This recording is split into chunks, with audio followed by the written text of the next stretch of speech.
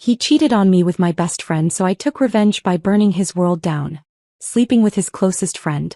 Now he can't stand seeing us happy together. After shattering his world, I'll divorce him. I had never thought that my life could be so perfect. Joshua and I, Melissa, had been married for a year and a half.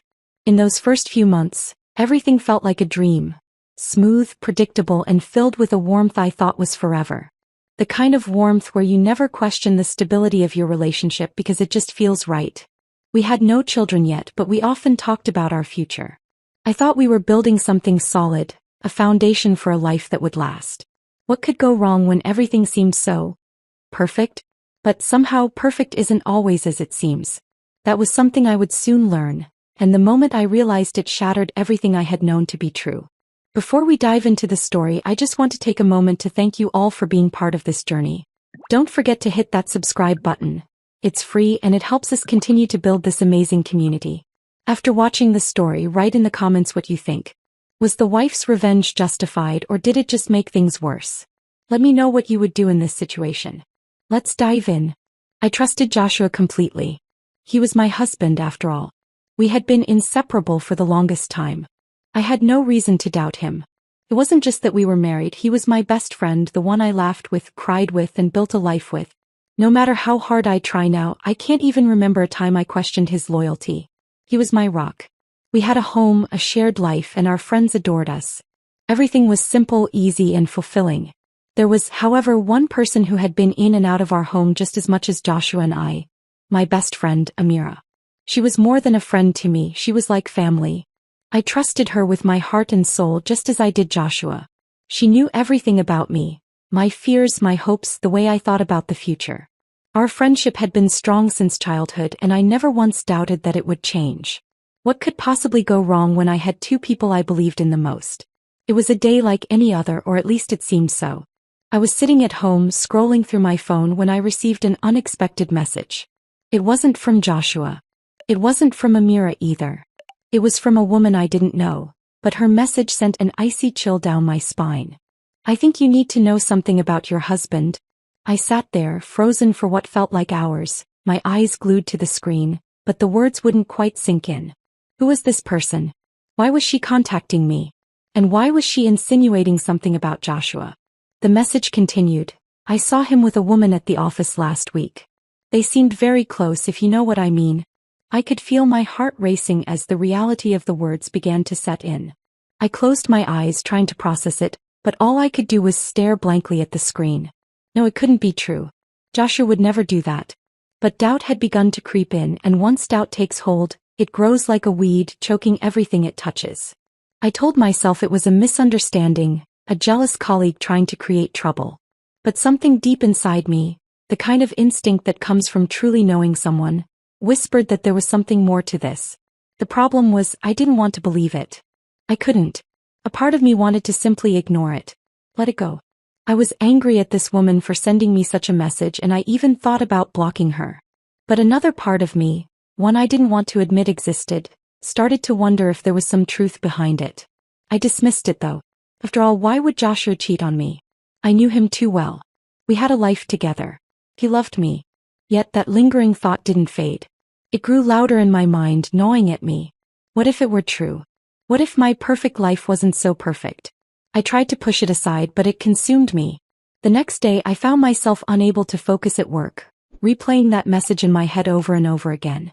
And then, just as if life had conspired to show me the truth, something unexpected happened. Amira invited me to lunch. She was her usual bubbly self, full of life and laughter, but I couldn't shake the feeling that something was off. Her eyes avoided mine more than usual. She seemed distracted. She kept checking her phone when she thought I wasn't looking, tapping on it as if something else was on her mind. That day I was restless. The messages, the suspicion, they were taking over my thoughts.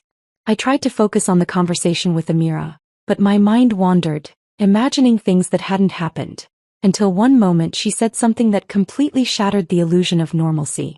I think Joshua's been spending more time with someone at the office, she casually mentioned, almost as if it were an afterthought. I froze. The blood drained from my face. I couldn't breathe. I had heard those words before in that message, but hearing them come from Amira's lips felt like a slap in the face. She didn't notice my reaction, but I felt everything shift in that moment. Why would she say that? I asked myself. My mind screamed in confusion, panic. I forced a smile, trying to keep my voice steady. What do you mean? I asked, my heart racing, every word heavy in the air. Amira shrugged, not meeting my gaze. I don't know. Just something I overheard. A woman came into the office while you were away last week. She was pretty close to him. She let the sentence hang in the air as if that alone should be enough to explain everything. Something clicked in my mind. My pulse quickened.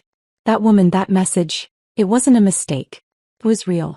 Joshua had been seeing someone. My hands started shaking.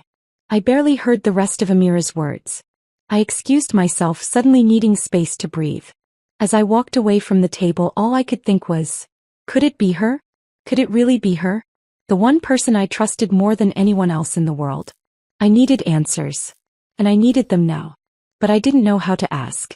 I didn't know how to confront the one person who had always been by my side. I had to find out the truth no matter what it cost me. I didn't know what to think, but I couldn't ignore the gnawing feeling that had settled deep in my stomach. Walking away from Amira at lunch, I felt like I was stepping into a storm, unsure whether I would be struck by lightning or drowned by rain. My mind raced with questions, none of them ones I wanted to answer.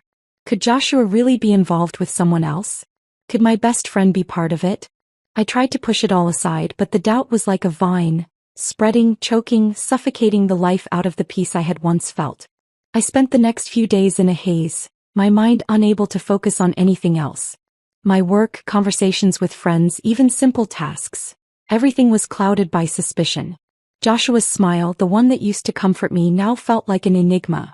I kept replaying every little detail of our life together, trying to find something that would explain this unsettling feeling.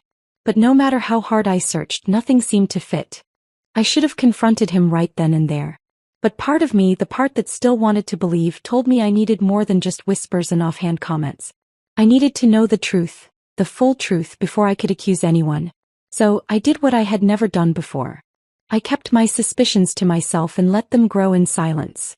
The more I let them fester, the clearer it became that I couldn't live with this doubt hanging over me.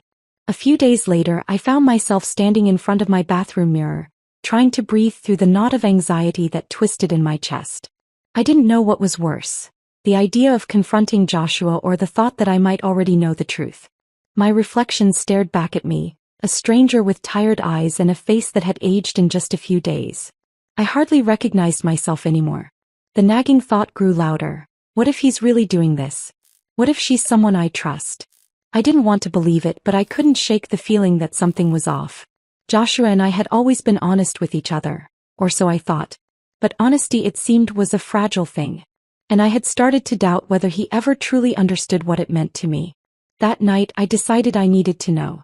I couldn't go on like this, suspicion poisoning every part of me. The thought of confronting Joshua face to face, though, was unbearable. So, I took the only option I felt I had left.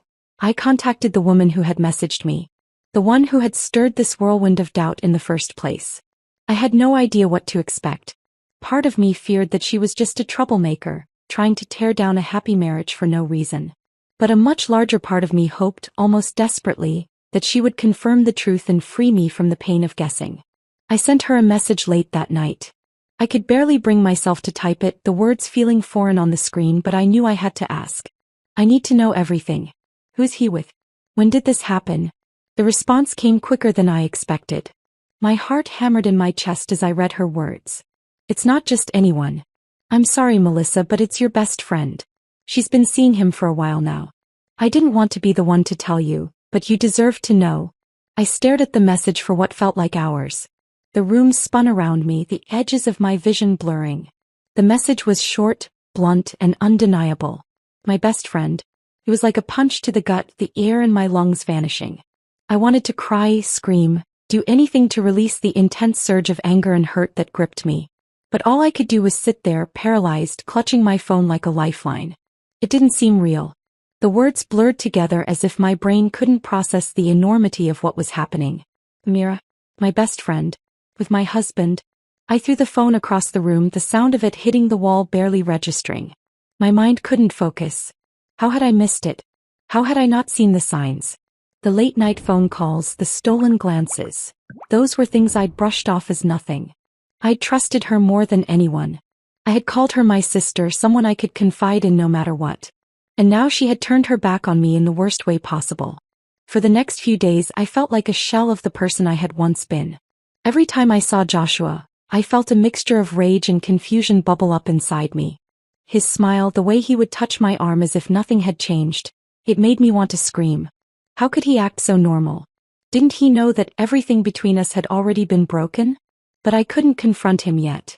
Part of me still hoped this was all some cruel misunderstanding, some sick joke. But as the days passed, I couldn't ignore the feeling that I already knew the truth. My stomach twisted into knots as I thought about confronting him. What could I even say? What words could possibly capture the pain I felt in that moment? Then a strange thing happened. The doubt, which had been creeping like an insidious shadow, suddenly took root. I no longer felt like I was questioning things. I knew that my best friend had betrayed me, that Joshua had betrayed me, and that my life had been nothing but a lie all along. I decided it was time to face the truth, no matter how much it hurt. The night I chose to confront Joshua was one of the hardest nights of my life. I could feel the anger building inside me, but there was also a fear deep down that I couldn't quite shake. What if he denied it? What if he tried to twist things around and make me doubt my own feelings? But I knew I couldn't let him manipulate me again. This time I would demand the truth. Joshua came home late as usual. He didn't seem to notice the tension in the air, the way my hands trembled as I set the table for dinner. He smiled at me, his usual grin, warm, confident. The same smile that had once made me feel safe. But now it felt like a mask. I stood there, frozen for a moment before I spoke. "Joshua," I said, my voice barely above a whisper. "I know." He looked at me, his expression shifting slightly. "Know what?" "Everything. About you and Amira." His face paled. For a second he didn't say anything. I could see the panic in his eyes as he realized I wasn't playing around. "Melissa, please," he started, but I cut him off. "No. Don't. Just tell me the truth." Joshua's face turned ashen the moment I spoke. The silence between us was thick, hanging in the air like a suffocating fog. His mouth opened and closed as if he were trying to find the right words, but they wouldn't come. I could see it. The guilt, the fear, the realization that the truth had finally caught up with him. The man I once trusted with every piece of my heart was now standing in front of me, exposed. And I had no intention of making it easy for him to escape. "Melissa, please." His voice trembled, and for a moment I almost felt pity. Almost. But it quickly vanished. "You don't get to ask for my pity, Joshua." "Not after everything," I said, my voice steady, though it trembled with the weight of everything I was feeling. His eyes flickered with shame, and then slowly his gaze dropped to the floor. There was no defense left for him. He couldn't look me in the eye. I could see the weight of the lies settling heavily on him, crushing him in ways I hadn't thought possible. But it wasn't enough. It wasn't nearly enough. "Tell me the truth," I pressed, the words a demand, not a plea. "You and Amira. How long?" The room seemed to shrink as the words settled in. Joshua shifted uncomfortably, running his hand through his hair in a nervous gesture that had always been a signal of his discomfort. But there was no comfort now. There was only the stark reality of what he had done, and the terrible toll it was about to take on everything we had. His voice cracked, but he still didn't look at me. "It started a few months ago. It was never meant to be this way." "Never meant to be what, Joshua?" I asked, my voice rising now. "Never meant to betray me? Never meant to sleep with my best friend behind my back?" The words were like daggers, cutting deeper with each one I spoke. I could feel the fury inside me rising, coiling tighter, but I refused to let it completely consume me. I needed answers, not a release of my rage. As much as I wanted to scream, I had to hear him say it. I had to understand how deeply he had lied to me.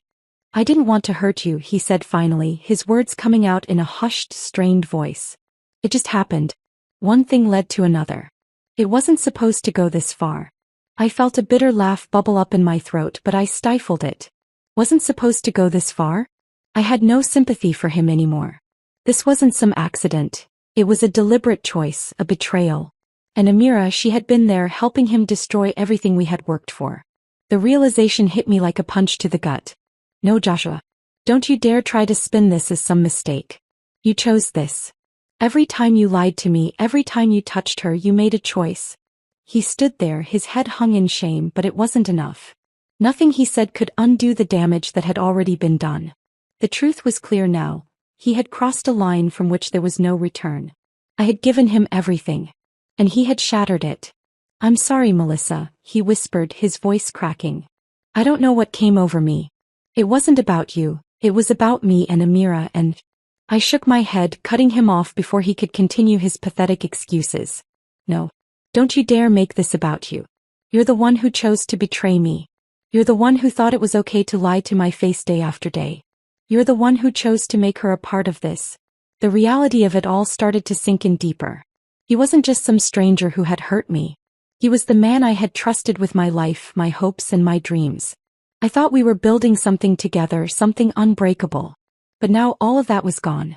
"I never thought I would be the kind of person who would betray someone like this," Joshua said, his voice barely audible now.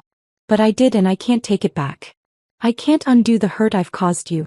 His words sounded hollow to me, like echoes in an empty room. I had heard enough of his excuses. I had heard enough of the remorse that didn't change anything. I needed him to see how much he had taken from me, how much he had stolen. "I can't even look at you right now," I muttered, the bitterness in my tone unmistakable. My heart ached with the weight of it all, but I knew I had to be strong. I had to make a decision. I couldn't stay in this lie any longer. He took a tentative step toward me, but I held up a hand, stopping him in his tracks. "No. Don't come any closer." I was trembling now, not with anger but with a deep, searing hurt. "I can't believe you did this. I can't believe she did this." Joshua's face crumpled with guilt. "I know. I've ruined everything. I'll do whatever it takes to make it right. Just give me a chance." "You've already had your chance, Joshua," I said, my voice quiet now but firm. "And you wasted it. You've betrayed me in the worst way possible." His head sank even lower. I could hear the quiet desperation in his voice, but it didn't change what had already happened. Nothing would. "I'll never forgive you for this," I whispered, though the words felt like daggers in my own heart. But it was the truth. I had to accept it. This was no longer a marriage. It was a betrayal that couldn't be fixed. And I'll never forgive her either. Joshua's eyes widened, and I could see the realization hit him hard. He had lost me, and there was no coming back from this. "I don't know how to fix this," he murmured, his voice thick with regret. But it was too late. The damage had already been done, and no apology in the world could undo what had been broken. I didn't know what the future held, but I knew that Joshua and I had reached an irreversible point. The person I had loved, the person I had trusted, was gone. What was left was someone who had shattered everything we had built. And I couldn't live with that. I turned away from him then, unable to face him any longer. I didn't want to hear his apologies. I didn't want to listen to any more of his excuses. There was nothing left to say. I was done. As I walked away, I felt a cold sense of finality settle over me. I had been broken, but I would rebuild. I would find myself again, despite the pieces Joshua had scattered across the floor. And one day I would move on. But for now, there was only silence. And that silence was the loudest thing I had ever heard. The silence that filled the space between Joshua and me was suffocating. As I walked away from him, each step felt like a decision, one I couldn't undo. I could feel the weight of everything crashing down, the life I thought I knew, the future I had envisioned, all crumbling into pieces. I couldn't look at him anymore, not with the same love, not with the same trust. He had shattered everything in an instant. I walked into the next room, the tension still clinging to me. The walls felt like they were closing in, and I needed space, more than I had ever needed it before. The shock hadn't worn off yet, but there was something else rising inside me, something I wasn't sure how to name. It was anger. It was betrayal. But above all, it was a deep sense of emptiness. How could he have done this? How could I have been so blind? My best friend. My husband. All of it felt like a cruel joke, one I wasn't laughing at. I took a deep breath and ran my hands through my hair. I needed to think, but I couldn't focus. The pain was too raw. I glanced over at my phone lying on the counter, a reminder of everything that had been exposed. And then something inside me shifted. What if there was a way to make him feel the hurt I was carrying? What if I could make him understand, truly understand, the destruction he had caused? My heart was already broken, but there was a part of me deep down that wanted more than just his regret. I wanted him to feel the weight of this. I wanted him to know that his actions would come with consequences. I didn't want to lose myself in anger, but I couldn't pretend I wasn't angry. No matter how many times he apologized, no matter how broken he seemed, he had crossed a line that I could never ignore. He had humiliated me. He had betrayed me. And there was only one way to make him understand. I needed a plan. The idea that flickered in my mind wasn't born from some fleeting emotion. It was a cold, calculated reaction to the pain I had been forced to bear. A part of me felt justified. He had his fun with my best friend. Why shouldn't I do the same? But deep down I knew this wouldn't bring me peace. It wouldn't fix what had been broken. But I wasn't interested in fixing things anymore. I just wanted to hurt him. I wanted him to see what it felt like. So I did what anyone in my position might do. I reached out to his closest friend, the one who had been with him through thick and thin, the one who had always treated me with kindness. His name was Ben. He was different from Joshua. More grounded, less flashy. And in a strange way he reminded me of the man Joshua used to be before everything fell apart. I called Ben under the guise of wanting to talk about work. There was no need to make him suspicious. He agreed to meet me later that evening. When we sat down at the restaurant, a place Joshua and I used to frequent, I couldn't help but feel a sick sense of satisfaction. I had planned this and now it was happening. Ben greeted me warmly, his smile genuine. We exchanged pleasantries, but beneath the surface I was consumed by the plan. The more we talked, the more my nerves settled. This wasn't about Ben. It was about Joshua. About making him see me for once not as his wife, not as his victim, but as a woman capable of making her own decisions. "What's going on, Melissa? You've seemed off lately. Everything all right?" Ben asked, his eyes filled with concern. I smiled, softly at first, then more confidently. "It's complicated. I'm just trying to figure out a few things." "Anything I can help with?" he asked, leaning forward, his gaze steady. I looked at him for a moment and then the decision came. I had to do this. I had to show Joshua in the most direct way possible the consequences of his actions. Ben, to my surprise, was receptive. I wasn't sure what I had expected, but I certainly hadn't anticipated him agreeing so easily to spend the evening together. Before long I could see the shift in Ben's demeanor. He wasn't just being kind, he was intrigued, drawn into the moment in a way that felt strangely empowering. It wasn't a perfect plan, and deep down I knew this wasn't the solution to my pain. But in that moment, it was the only thing I could control. We shared a few drinks and I leaned in closer. The tension between us built and I could feel a sick satisfaction bubbling inside me. He didn't resist. He didn't pull away. And just like that, it happened. The next morning I woke up feeling like I had made a mistake. One I wasn't sure I could undo. It wasn't the regret of my actions that hit me first, though. It was the realization that I had crossed another line. That sick satisfaction I had felt the night before was replaced by emptiness. This wasn't about revenge. It wasn't going to fix anything. If anything, it was just another complication I had created for myself. But there was no turning back now. I had done it. I had hurt him, not in the way I thought would heal me, but in a way that would force him to finally feel something. And then the phone call came. Joshua's voice on the other end was hoarse, almost unrecognizable. His words were rushed, desperate. I know what you did." His voice cracked. "You don't have to do this. You don't have to hurt me like this." I swallowed, the knot in my throat tightening. "I'm not the one who hurt us, Joshua," I said, my voice calm but cold. "You did that. You made this happen."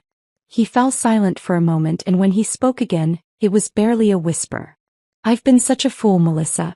I never should have done any of it. Please, I'm begging you. Don't do this. You've already done it, Joshua. It's too late for apologies." I paused, feeling the weight of every word I was saying. "I'm done." The line went dead, and I realized then that I wasn't doing this to get him back. I was doing this to reclaim my power. To remind myself that I could still make decisions, still take control. In the end, I didn't need him to regret anything. I needed to move on. But the damage had been done and there was no going back now. The call ended abruptly, leaving the sharp silence in its wake. I held my phone in my hand for a long time, staring at the screen, my thoughts tangled in the chaos of what had just happened. Joshua's voice echoed in my ears. "Don't do this. Don't hurt me like this." But it wasn't just about him anymore. It hadn't been for a while. I set the phone down slowly, my fingers trembling as I tried to make sense of the mess I had created. The anger, the hurt, the revenge. It had all spiraled into something I couldn't control. In a twisted way, I had thought hurting him would somehow make me feel better. I had wanted him to understand, to feel the pain I had endured. But now, standing in the aftermath, I wasn't so sure. It wasn't the revenge that was eating away at me. It was the reality that we had reached a point of no return. Nothing I did, no matter how much I tried to force him to feel my pain, would change what had been broken. What had been ruined. I had felt hollow for so long, but this emptiness felt even more suffocating. I glanced at my reflection in the mirror. There I was, just a woman who had been betrayed by the man she loved, trying to find her way through the mess he had made. The woman who had once believed in the strength of her marriage. The woman who had fought for something real. But that woman was fading, disappearing in the wake of what had happened. I knew what I had to do. The decision that had been brewing deep inside me was finally clear. Divorce. It was time to let go.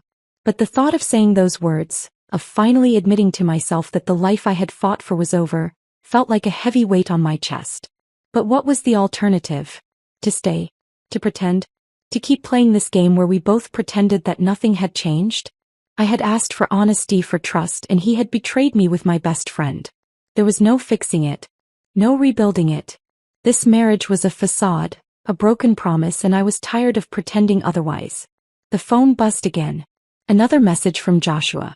It had been hours since our conversation, but his desperation hadn't dulled. I don't want to lose you, Melissa. Please. I'll do anything to make things right. The words stared back at me, hollow and empty. How could he think I'd fall for that? How could he possibly think that anything he said now could change what had already happened? I had given him my trust, my loyalty, and in return he had shattered everything. What was left for us now? What was left for me? I felt a strange calm wash over me as I picked up the phone. My hands were no longer shaking. The decision had been made. This was the end. There was no going back. I dialed his number, the ringing filling the silence of my apartment. He picked up on the second ring, his voice crackling with emotion. Melissa, please just let me explain. I know I messed up, but I don't want to hear it anymore, I interrupted, my voice steady. There's nothing left to say. I'm done. There was a long pause on the other end of the line. I could almost hear the shock in his silence. His voice returned, softer now, filled with a sense of disbelief. Melissa, please. Don't do this. I love you. I never meant for any of this to happen. I can't lose you. I swallowed hard, forcing the words to come. You already lost me, Joshua. You lost me the moment you decided to betray me. I took a deep breath. I can't stay with someone who doesn't respect me. I can't stay with someone who has broken me in ways I never thought possible. I'm done. I want a divorce.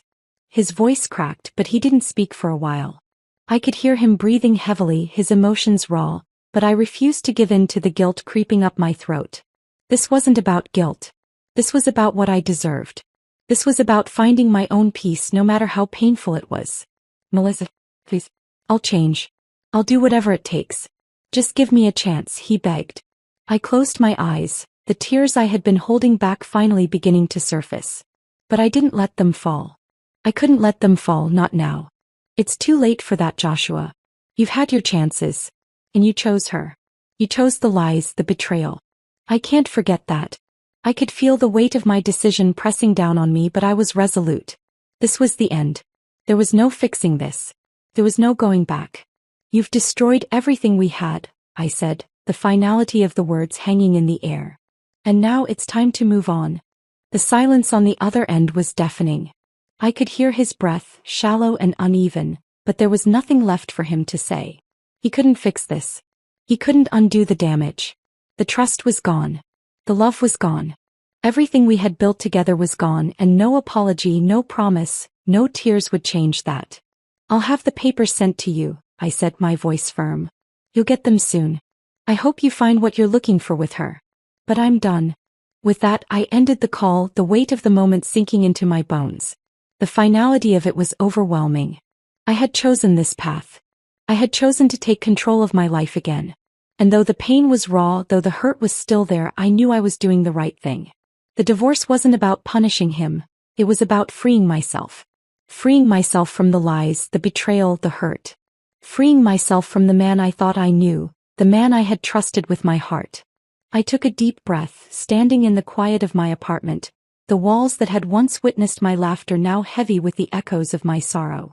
But even in the quiet, even in the emptiness, there was something else. A spark of hope. A tiny flicker that, despite everything, I would rebuild. I would heal. And this time I would do it for myself. Joshua had made his choice. And now I was making mine. The days following the call felt like a blur, an unsettling quiet settling over my life. It was as if the world had paused, waiting for something, anything, to happen. I hadn't seen Joshua in person since that conversation, but I could feel his presence everywhere. It was like a shadow hanging over me, one I couldn't escape. I'd taken the step to end things, but now I was left to deal with the aftermath.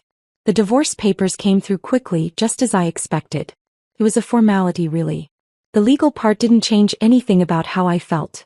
Empty but free. Still, as I signed my name on those papers, there was a part of me that couldn't help but feel the weight of it. This was final. There was no going back. We were done. What came next was both expected and surprising in its intensity. Joshua's obsession. It started subtly with messages. A string of texts, each one more desperate than the last. I miss you. Please let's talk. I made a mistake. I'll change. I swear I will. I ignored every single one. But that didn't stop him.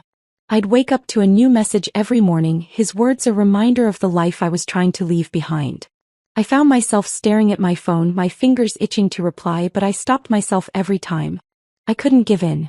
Not now. Days passed, then weeks. His messages became more erratic. He started calling, leaving voicemail after voicemail. Please, Melissa, you have to believe me. I'm sorry. I need you. It was like he was trying to reel me back in with each desperate plea.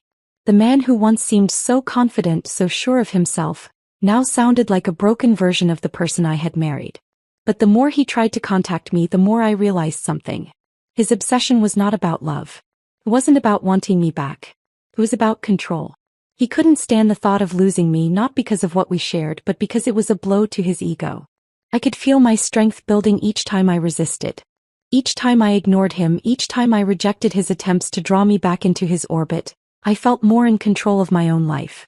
It was empowering, yet it was exhausting. The emotional toll of having to shut him out, of constantly battling his persistence, was draining, but I wasn't going to let him wear me down. One day, after a particularly long stretch of silence, he showed up at my door. I had just finished my morning coffee when I heard the knock. I froze, unsure of what to expect. My heart raced, but I steeled myself, telling myself that I could handle this. I was done with him, but he didn't seem to understand that. When I opened the door, there he was, Joshua, looking disheveled, his eyes bloodshot from lack of sleep, his face a mixture of desperation and sorrow. I stood there, taking in the sight of him. He looked like a man who had lost everything, and in many ways he had. But I wasn't going to let myself be manipulated again. Melissa, he whispered, his voice cracked. Please just listen. I need you to hear me out. I know I screwed up. I can't live with myself knowing that I lost you. I can't let you go. I stepped back, shaking my head. Joshua, I don't need you to explain. You've had your chances and you threw them away. I'm not your second chance. I'm not your backup plan. I'm done. His face twisted with anguish. You don't understand. I can't lose you. I love you. I wanted to shout at him, to tell him that love wasn't enough. That love didn't excuse betrayal, that love didn't erase the pain he had caused. But instead I stood there, silent, letting the weight of his words wash over me. I'm not the same person anymore, I said, my voice low but firm. And neither are you. The man I loved is gone, and what's left is someone who doesn't respect me. Someone who doesn't deserve me. He opened his mouth to say something, but I cut him off. You don't get to talk to me like that anymore. I'm not the woman you knew, Joshua. I'm stronger now. I've learned that I deserve better than this. His face crumpled, and for a moment I almost felt sorry for him. But then I remembered everything. His betrayal, the lies, the way he had torn apart my life without even thinking twice. And that sadness for him quickly faded into something else. I never wanted to hurt you, he said, his voice small now. You didn't want to hurt me? I laughed, though it didn't feel like a laugh. You've done nothing but hurt me. And the worst part? You're still trying to make it about you. You're still trying to pull me back into your mess. He took a step forward, but I held up my hand, stopping him. Don't, I said, my voice sharp now. You don't get to come in here and make me feel guilty. I'm not your punching bag. I'm not your emotional crutch. You broke this, Joshua. And now you need to deal with the consequences. For a long time he didn't say anything. His shoulders slumped and he looked defeated. But I didn't feel sympathy anymore. I didn't feel anything for him except a quiet resolve. I think it's time for you to leave, I said, my voice steady, unwavering. I've given you enough of my life. I'm taking it back. He looked like he was about to argue, but he didn't. Instead, he turned and walked away, leaving me standing at the door, feeling a strange sense of finality.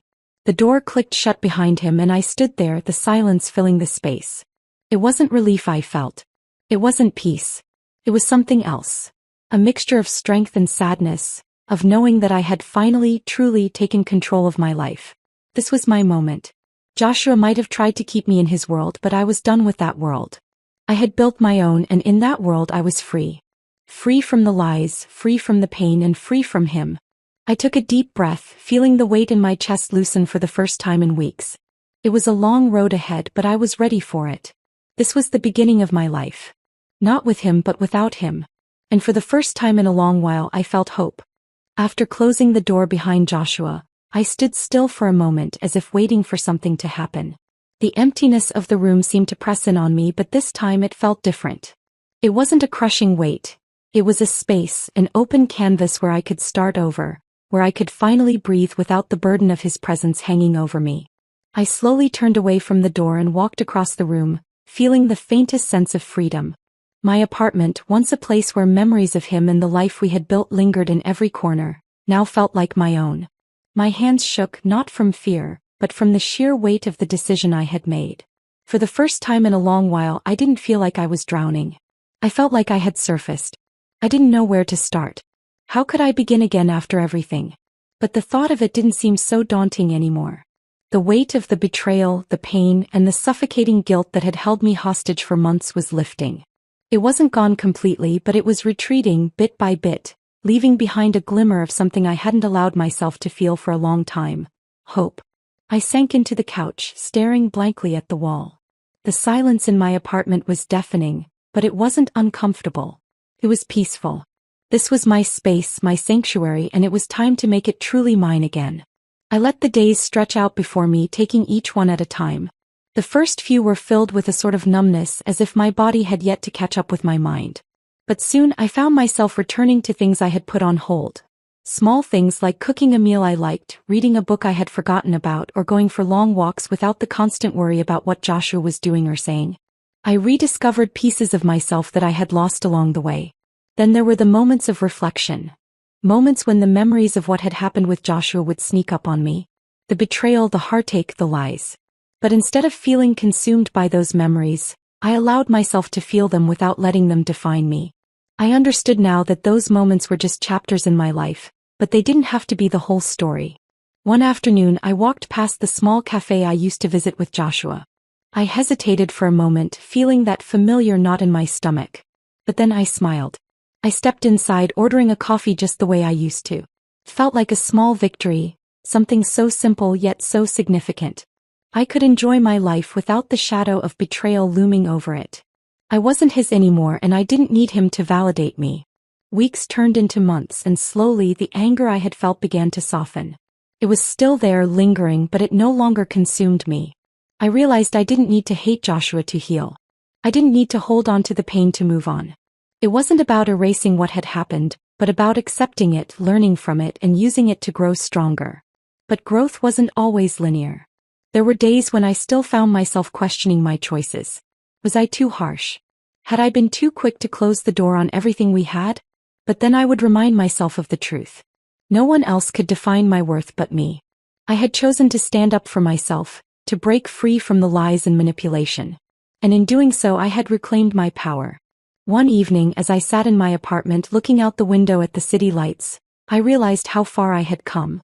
The woman I had been, the one who had once believed in Joshua, in their love, in their future, felt like a distant memory. I was different now. Stronger. More resilient. I had rebuilt my world, brick by brick, and I was finally starting to believe that it was enough. A soft knock on the door pulled me from my thoughts. I stood, my heart momentarily skipping a beat before walking to the door. When I opened it, I was surprised to see my friend Rachel standing there, her face lighting up when she saw me. "I hope I'm not interrupting," she said with a playful grin. "I thought we could grab dinner and catch up. You know, just us girls." I smiled, a genuine, unburdened smile. "That sounds perfect." As we sat at the small table in a cozy restaurant, chatting about everything and nothing, I felt a warmth spread through me. Rachel was my anchor, my reminder that the world wasn't as dark as it had felt during the worst moments of my life.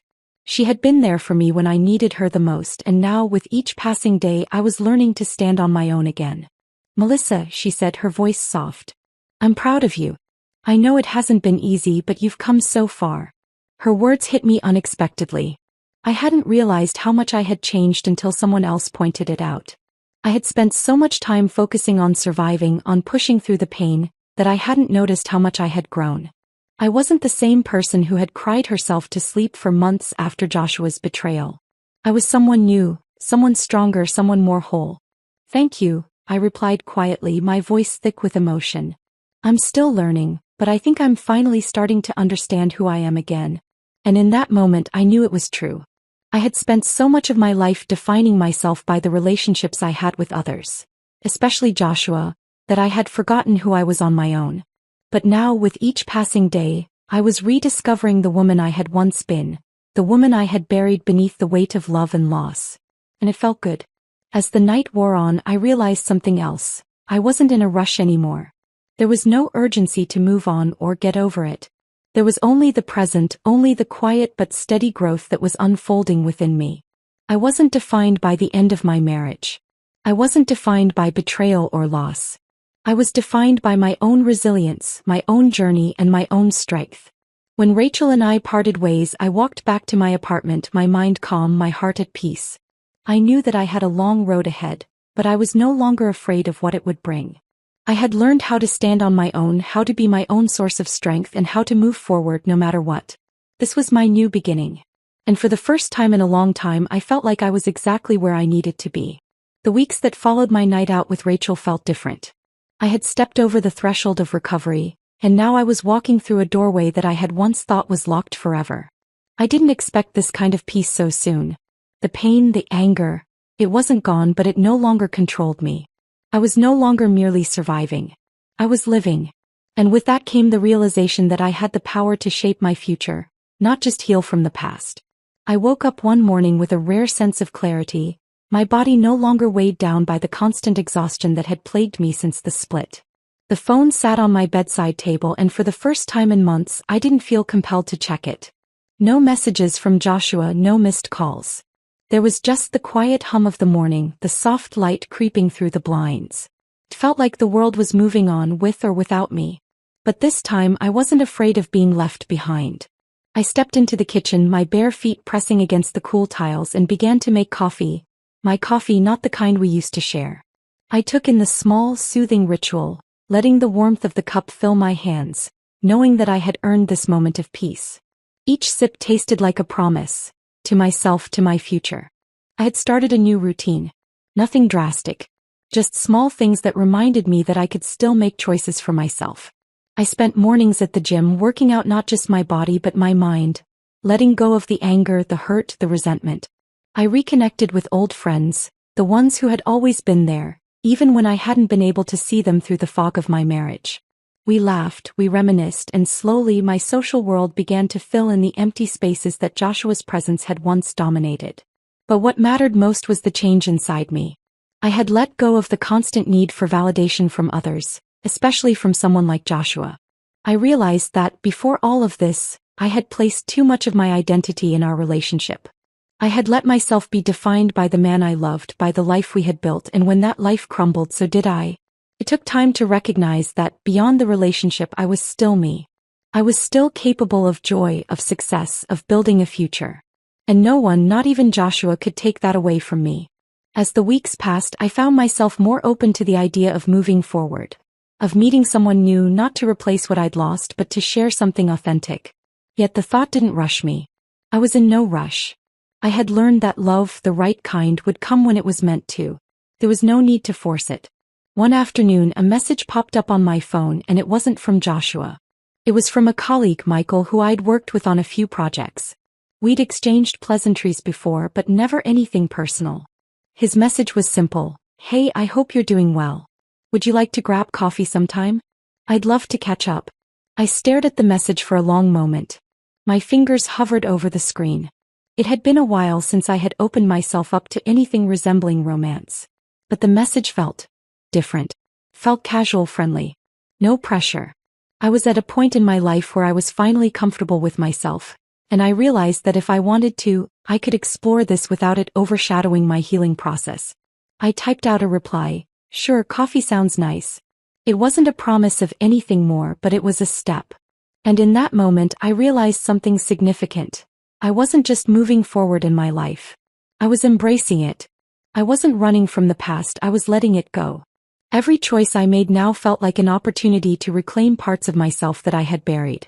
The fear of being hurt again was there, but it didn't paralyze me anymore. It was just another part of the journey. The coffee date with Michael was easy, comfortable even. We spoke about work, about hobbies, and about life in general. There was no awkwardness, no expectation. It felt like two people getting to know each other without the burden of history weighing them down. As the conversation flowed, I realized how much I had missed those simple human connections. No strings attached, just the freedom to enjoy someone's company. Afterwards, we said our goodbyes, and I felt an unfamiliar sense of peace. There was no rush, no pressure to make anything more of it. But I didn't close the door either. I wasn't sure where this would go, but for the first time in a long while, I wasn't afraid to see where it might lead. In the weeks that followed, I continued to explore life on my own terms. I found new hobbies, started traveling a bit, and worked on my career with a focus I hadn't had before. My days no longer revolved around the drama of my past. I took back control. And with each passing day, I felt stronger, more certain that I had made the right decision by walking away from my marriage. Joshua's attempts to re-enter my life became fewer and fewer. After that last confrontation, I think he finally understood that I was no longer the woman he had known. I wasn't going to accept the scraps he was offering. I deserved more, and I was going to get it on my own terms. His calls stopped. The messages faded away into nothing. And I was okay with that. In fact, I welcomed the silence. There was one final moment that cemented my closure. Came unexpectedly one evening when I was out with friends. I saw him across the street walking with someone else, someone new. For a moment, I felt a pang in my chest, but it wasn't the familiar ache of heartbreak. It was just a simple realization: he was moving on too. And so was I. The next few months went by in a blur of personal victories, small and large. I became more involved in my work, achieving things I hadn't thought possible just a year ago. I made new friends, deepened old relationships, and found peace in my solitude. But I also allowed myself to open up to new experiences, new people, without the burden of fear holding me back. One day, as I sat in the park with my coffee watching the world pass by, I felt something shift deep within me. I was no longer the woman trapped in her own heartbreak, struggling to heal. I was a woman who had faced her pain head-on and emerged stronger, more confident. I had learned how to live for myself, not for anyone else. And that, in itself, was the greatest victory. I had finally turned the page of my story. The old chapter had closed, and the new one, full of possibility and hope, had begun.